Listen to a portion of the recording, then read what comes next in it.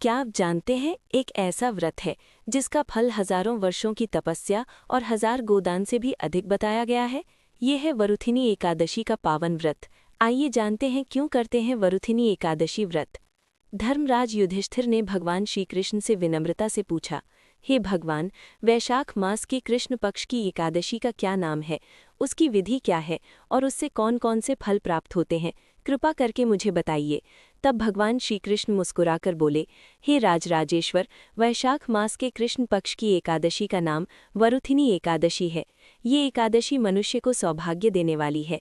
इसके व्रत से मनुष्य के सभी पाप नष्ट हो जाते हैं और अंत में उसे सुख और शांति प्राप्त होती है। भगवान श्री कृष्ण आगे बोले, यदि कोई अभागिनी स्त्री भी इस व्रत को श्रद्धा और भक्ति से करती है तो उसे भी सौभाग्य की प्राप्ति होती है। प्राचीन समय में राजा मांधाता ने इस व्रत के प्रभाव से स्वर्गलोक प्राप्त किया था। इसी प्रकार धुंधुमार आदि अनेक राजाओं ने भी इस व्रत के प्रभाव से स्वर्ग प्राप्त किया। हे राजन, 10,000 वर्षों तक कठोर तपस्या करने से जो फल मिलता है वही फल वरुथिनी एकादशी का व्रत करने से प्राप्त होता है। कुरुक्षेत्र में सूर्य ग्रहण के समय स्वर्ण दान करने से जो फल मिलता है वही फल इस व्रत से मिलता है। इस व्रत को करने वाला मनुष्य इस लोक और परलोक दोनों में सुख प्राप्त करता है और अंत में स्वर्ग लोक को जाता है। भगवान श्री कृष्ण ने आगे कहा, हे राजन, शास्त्रों में कहा गया है कि हाथी का दान घोड़े के दान से श्रेष्ठ है और घोड़े के दान से भूमि का दान श्रेष्ठ है। तिल का दान भूमि से भी श्रेष्ठ है।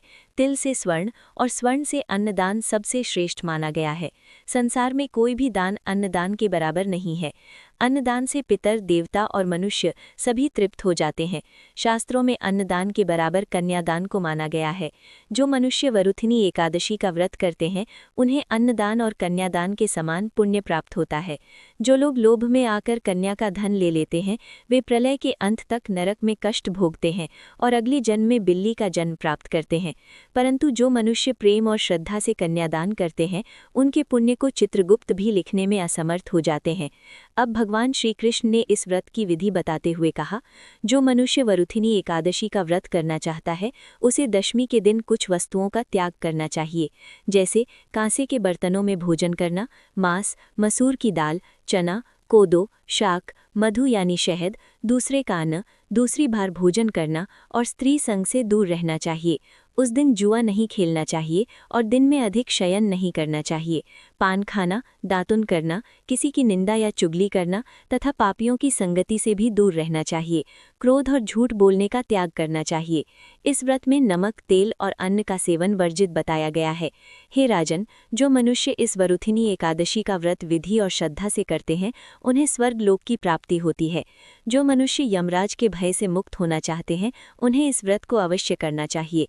भगवान श्री कृष्ण ने अंत में कहा, इस वरुथिनी एकादशी के महात्म्य को पढ़ने या सुनने से 1000 गोदान के समान पुण्य प्राप्त होता है, जो गंगा स्नान से भी अधिक फल देने वाला बताया गया है।